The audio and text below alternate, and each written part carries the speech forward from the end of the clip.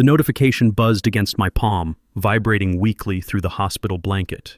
I thought it was another update from my doctor, maybe a reminder about my next physical therapy session. Instead, I saw the words that cut straight through the pain medication haze. Your services are no longer required. We've cleared out your workstation. Don't return, no greeting, no explanation, no humanity.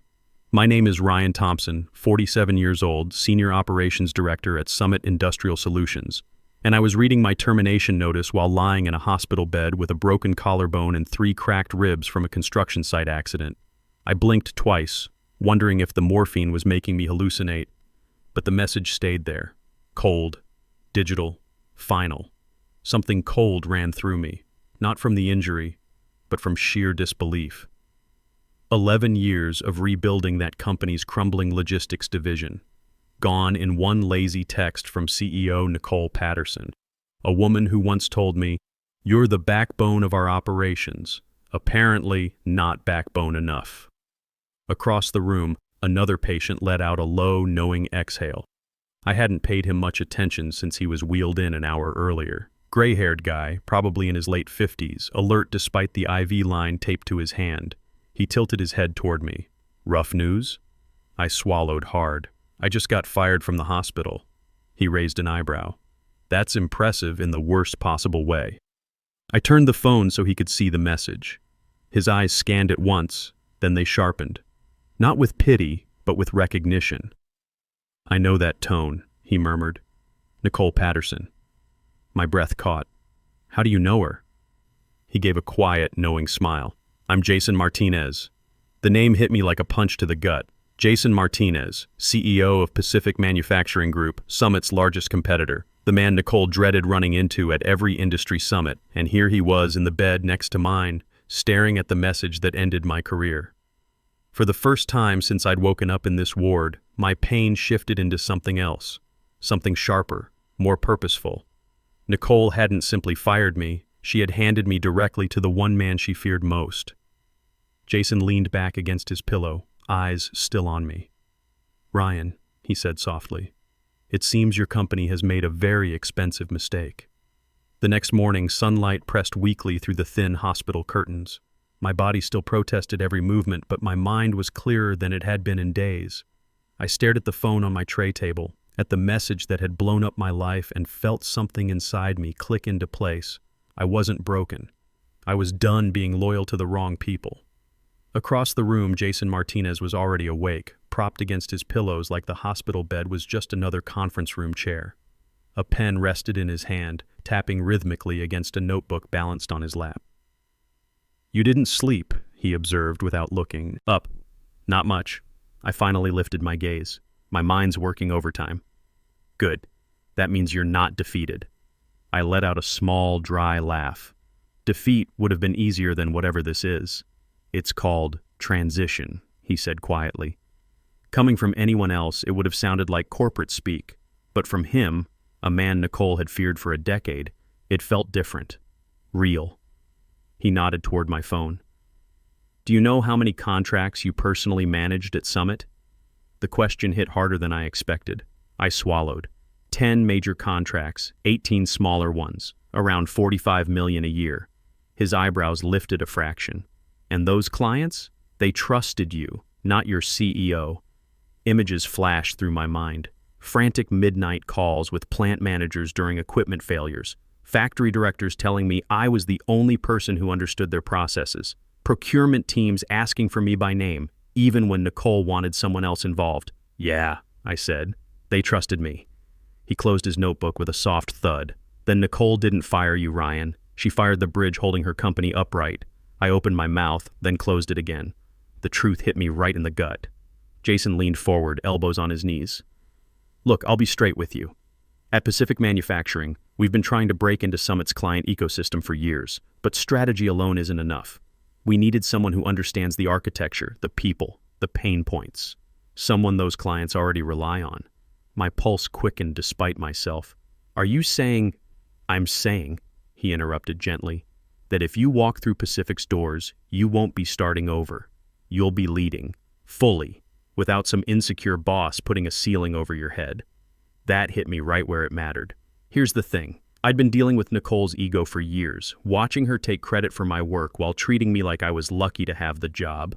"Jason," I said, "Nicole will come after me. She'll claim non-compete violations. She'll spin lies, threaten lawsuits." His expression didn't flicker. "Let her. You were fired without cause. Courts don't enforce non-competes in cases like that, and Nicole Patterson has always been louder than she is capable."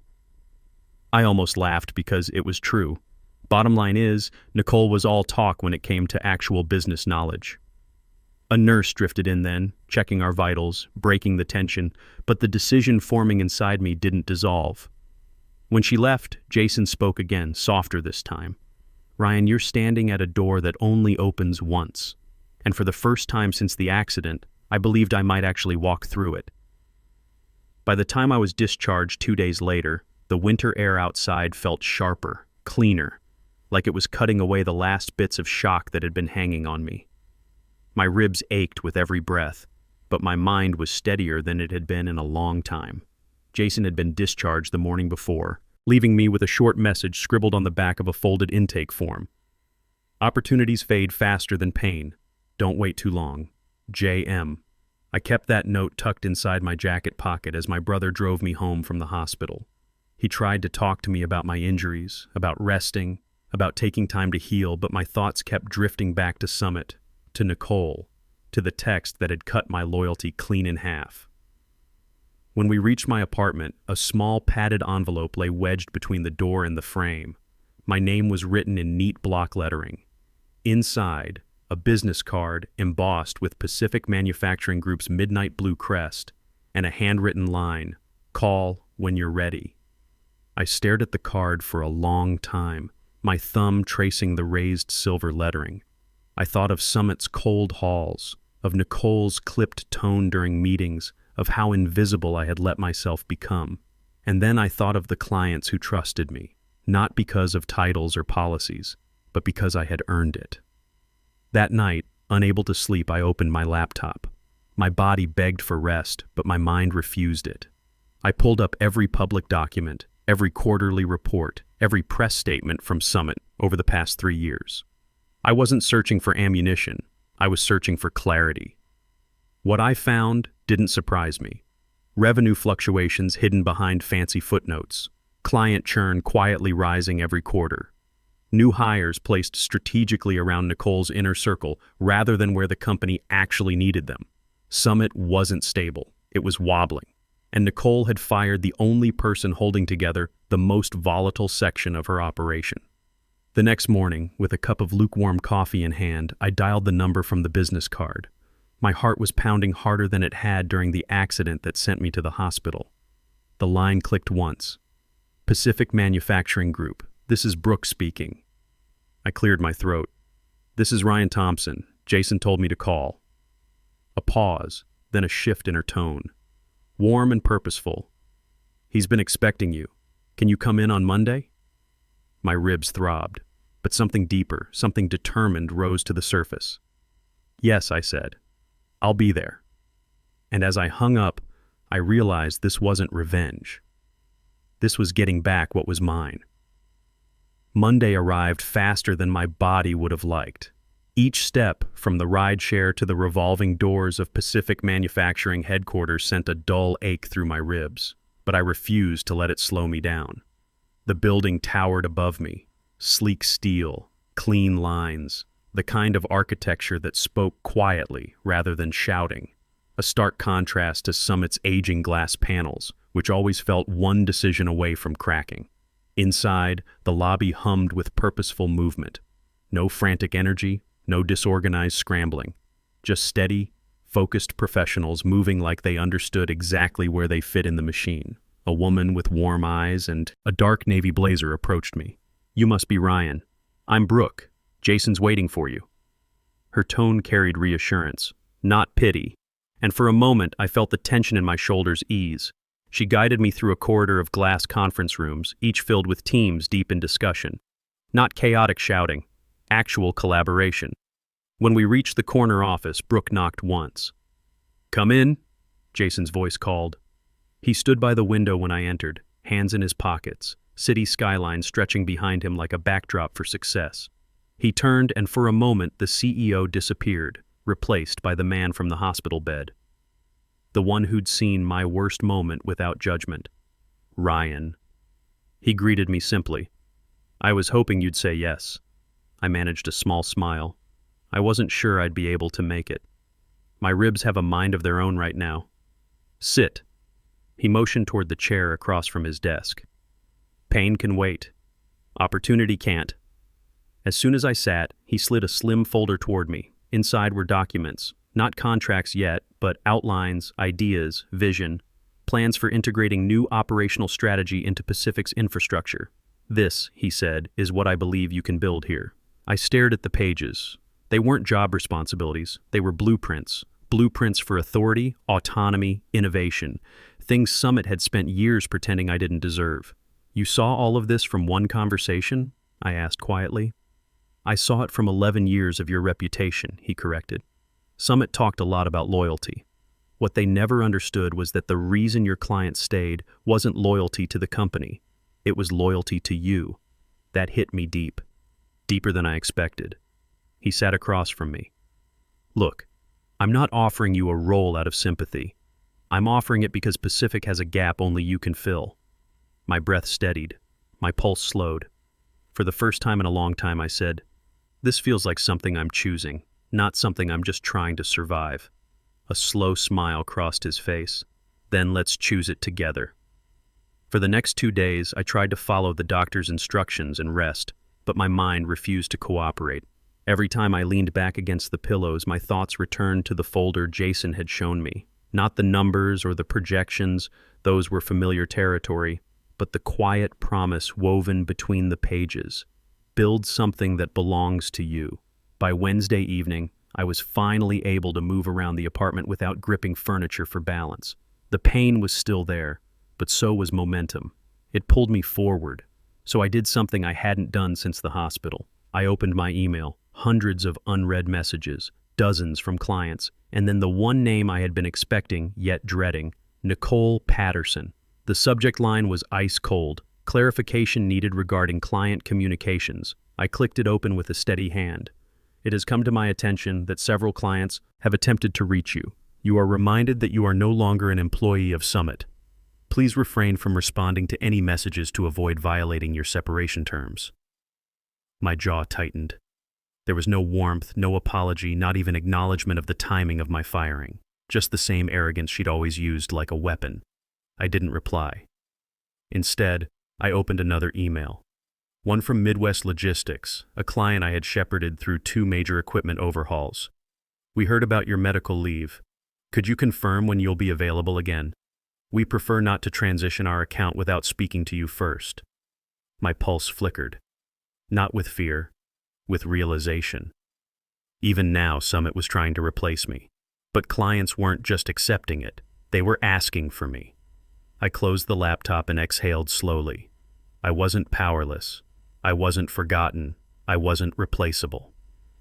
The next morning, I met Jason again, this time in a smaller strategy room lined with digital whiteboards. He greeted me with a quiet nod, sliding a cup of coffee toward me. "You look steadier," he said.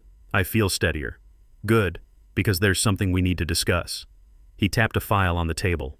"Summit is making moves. Fast ones. They've reassigned your entire portfolio to Nicole's niece." Of course it was. Ashley Patterson barely understood basic procurement, let alone the client relationships built on years of trust.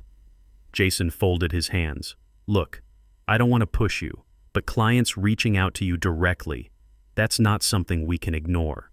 I met his gaze. Clear, certain, strengthening. "This isn't about revenge," I said quietly. "No," he agreed. "It's about direction, and the direction you choose now will define everything that follows."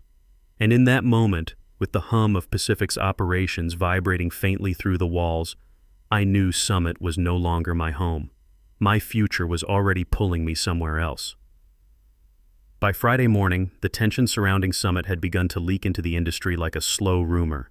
I felt it in every message that came through my phone. Not dramatic, not panicked, just tentative, curious.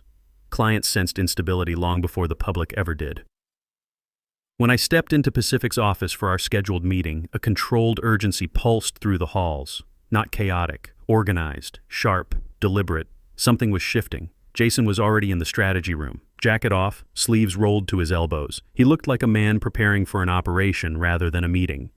"We received 4 inquiries this morning," he said before I even sat down. "Clients asking directly whether you're available for consultation." My breath caught. 4? He nodded. "All from companies in your old portfolio." I sank slowly into the chair. "Nicole won't handle this well." "She already isn't," Jason replied, sliding a tablet toward me. On the screen was an internal memo from Summit that someone had anonymously forwarded to Pacific. A memo clearly written in panic. "Effective immediately, all inquiries regarding the operations division are to be redirected to Interim Director Ashley Patterson. Do not disclose employee transitions to clients unless instructed. Communications must remain controlled. Ashley as Interim Director." The disaster was practically writing itself. "There's more," Jason said quietly. "Pacific was contacted by a federal compliance coordinator this morning." My head snapped up.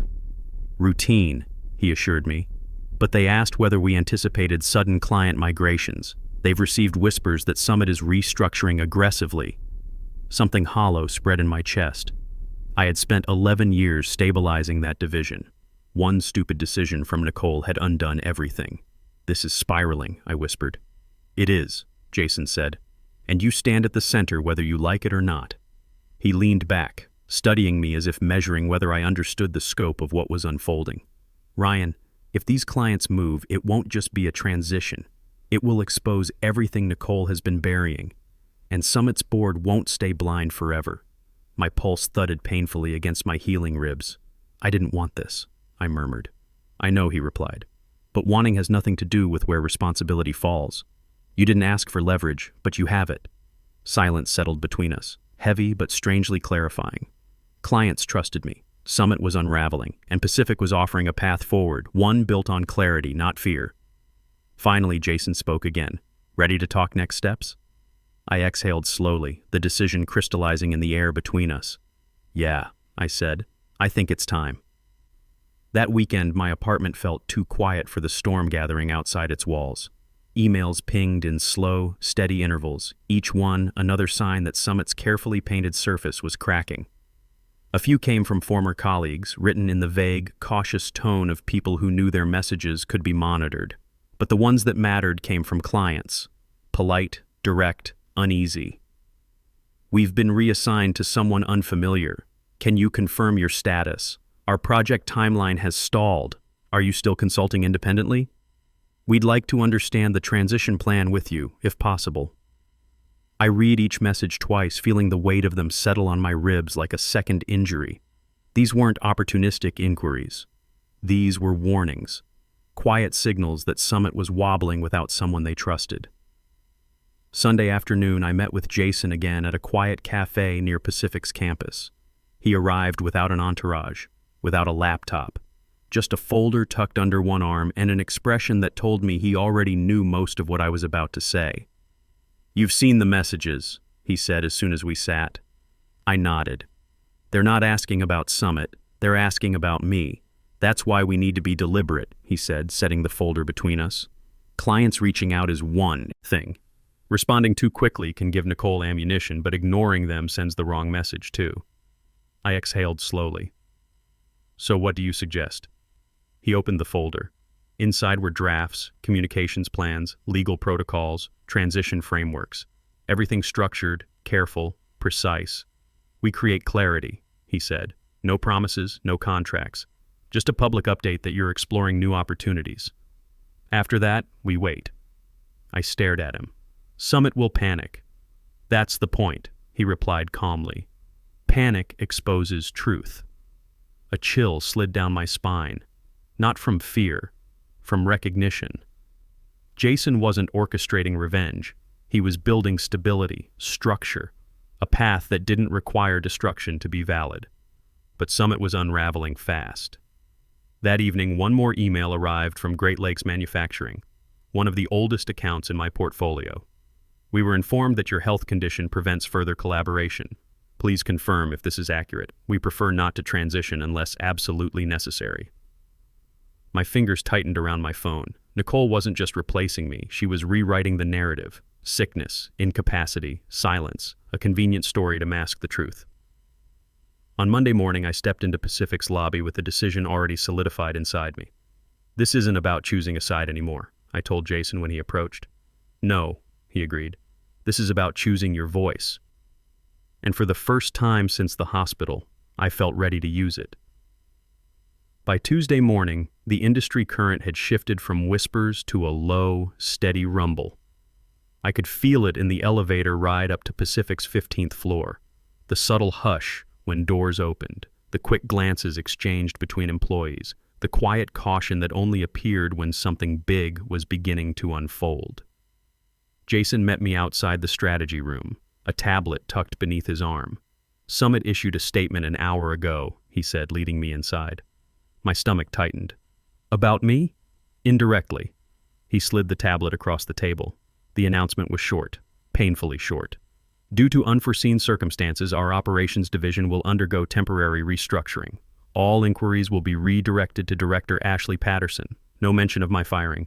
No mention of my absence. Just a sterile attempt to plug the widening cracks in their foundation. They're pretending nothing happened, I said, because acknowledging it means acknowledging their mistake. I leaned back, rubbing the tightness in my ribs. Every part of me wanted to believe this would settle on its own, that I could take the high road and let things unfold quietly. But then Jason opened another document. Ryan, you need to see this. Emails forwarded from someone inside Summit. Anonymous, untraceable. Team scrambling to respond to client questions. Confusion about who was authorized to approve system changes. Requests redirected to Ashley piling up unanswered. Senior analysts questioning why they weren't informed of my termination. And then one line that made my blood run cold. If clients insist on speaking with him, tell them he is currently incapacitated and unavailable for future projects. My hands trembled, not from injury but from the sheer pettiness of it. They're framing you as too weak to continue, Jason said softly. They want to close the door before anyone realizes you didn't close it yourself. That's not incompetence, I said. That's sabotage. He nodded slowly. Which means you need to take ownership of your story. Publicly. I pressed my palms against the table, steadying myself even as frustration rose like a wave. I had spent years pulling Summit out of messes Nicole created. Years stabilizing their broken pipelines. And this lie, was their answer. What do you want me to say? I asked. The truth, Jason replied. Not an attack, not an accusation, just clarity. Clients need to know you're not bedridden or silenced. They need to know you're standing and choosing your next step. I inhaled deeply, the movement tugging at my ribs. For the first time, the choice didn't scare me, because it wasn't about revenge or even justice. It was about reclaiming the part of my life Nicole tried to erase with a single text message.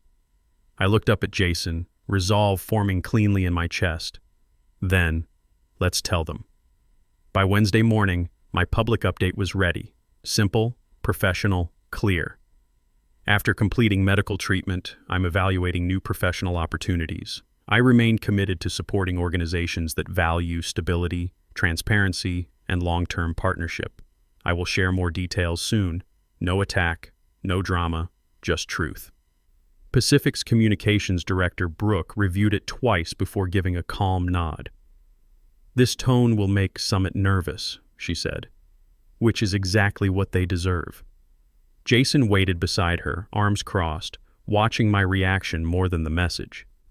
You don't have to post it today, he said quietly. Yeah, I replied. I do. Minutes later, the message went live on my LinkedIn profile. The reaction was instant. Notifications exploded across my phone. Likes, comments, private messages, and then direct emails from clients, from industry partners, from people inside Summit. It was like someone had cracked open a dam. The first email came from Midwest Logistics. We're glad to hear you're recovering. We suspected Summit wasn't telling us the full story.